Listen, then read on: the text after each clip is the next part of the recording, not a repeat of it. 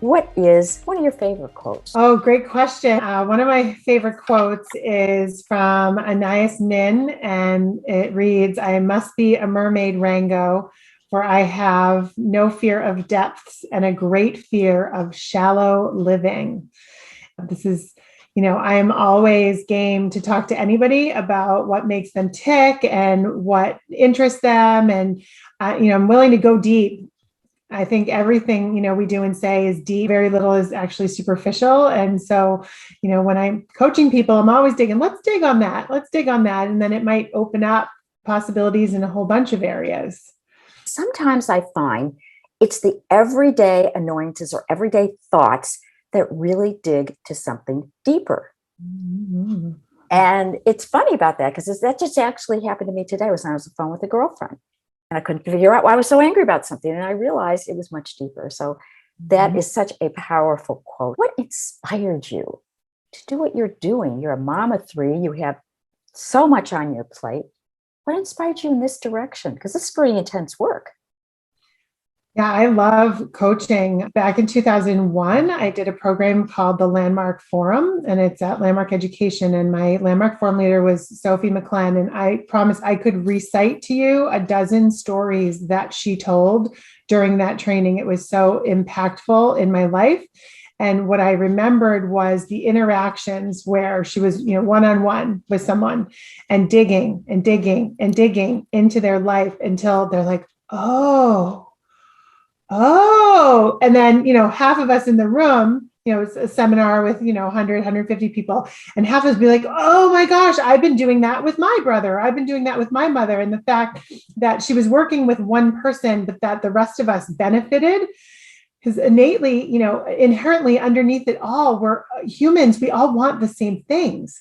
We want belonging. We want purpose. We want joy in our lives every day. And none of us are free of those blockages, those things that came up. One of my other favorite quotes is an Einstein quote, and it's everyone is a genius, but if you judge a fish by its ability to climb a tree, it will live its whole life believing it is stupid. And I get choked up every time I say it because I am a mama. I have three very different kids, and I was a teacher and I am a coach. And so I'm always seeing, some people are forcing themselves to do certain jobs to make a certain paycheck, where they really just want to do something else.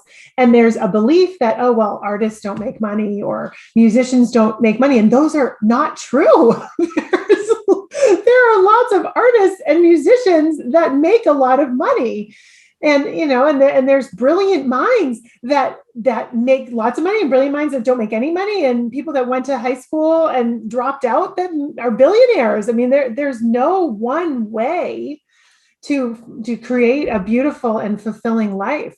And so the Landmark Forum was, probably a beginning for me in, figuring out what makes people tick. What are these common underlying themes that people, have, and desires that people have, and wanting to help people find those things.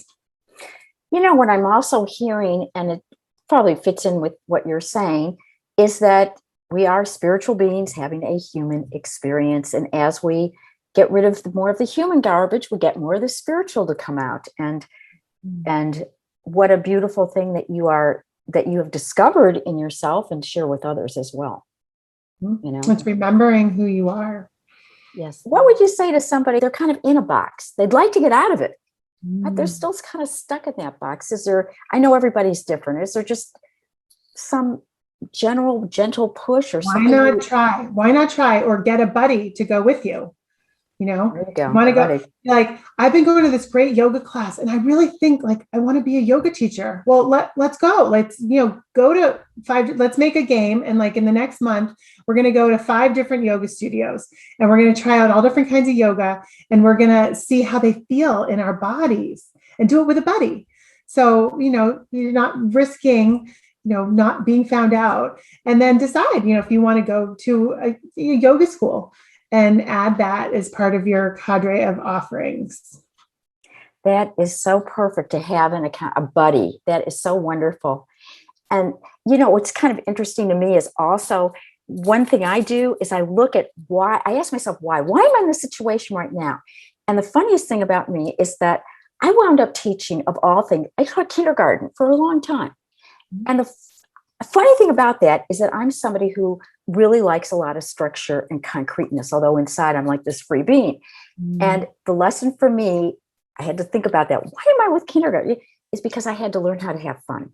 Because I really didn't know. And I had to learn to make things and life fun. So thank you, because that just reminded me of, and thank you for bringing it up, because that reminded me really about that. It's a big lesson, and thank you. That really is so much. Well, I think part of this, joy or fun for me has been my experience as a Nia teacher. And I've been doing Nia for 20 years. And the number one principle of the white belt is the joy of movement.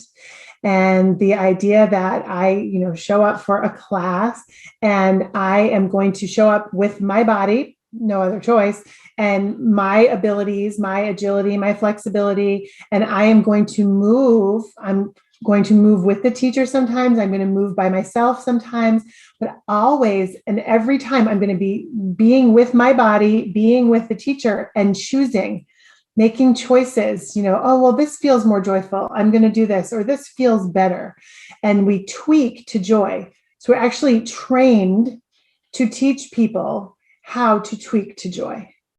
And so I have had that as a foundation. It's been, a part-time job, teaching 1 to 3 classes a week for the last 20 years as a foundation while I danced through all these other kind of jobs.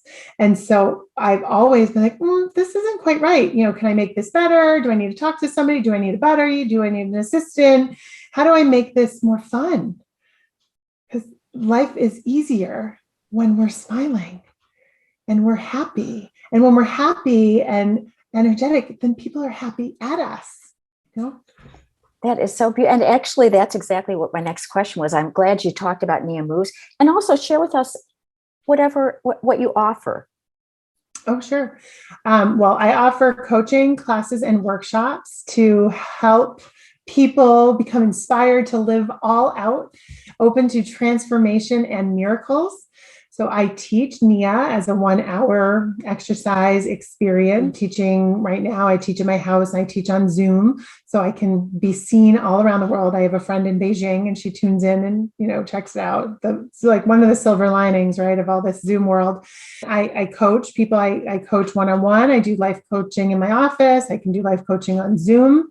And I am working on a course where people can kind of jump into life coaching, whether they've done it or not, and kind of look at all the realms of life, and if you can compartmentalize life, kind of like your relationships and your body and your friends and family and money, are you making enough money? And your career, do you really want to play the piano and sing at the same time? So, what are you doing about that? Like, you're going to wait till you retire. I mean, so many people wait till they retire, they get to retirement, and then they're grandparents and they're, driving all over, flying around the country, and they don't have time to pursue those hobbies because they're, doing all these other things. So my general advice is do it now, like right now, Google piano studios near me and find a teacher, find a coach, go check it out. Don't wait. That is so accurate, so wonderful. And you've been doing this so long. What is your biggest reward from doing the work that you're doing? I'm sure there's many. I learn so much. So, I'm constantly reading, constantly listening to podcasts, audiobooks, reading, books on business, books on health, books on, parental things, books on autism, books on these things. And so when I'm working with someone, I'm remembering things that I've read. And I'm also have, a bottleneck of all the clients that I've worked with over the last 20 years. So I have a really good memory for filing away, oh yeah, my friend, her child had dyslexia and they went to this tutor and they did this thing and they read this book. And then I can offer that to somebody else. So I have a broad spectrum of background. I've had experience, in Al-Anon, and I did a lot of therapy, and I'm adopted. So, I've read a lot of books about adoption and all the different angles of adoption. And I love when people can see something, like I can provide a filter, and then they see the rainbow, and they see something, some situation from their childhood or work or their marriage that they didn't see before. And I, tear up sometimes, and, they tear up, and they see something, and it's this beautiful moment. So I think that is, the superpower that I have, that I share when I coach.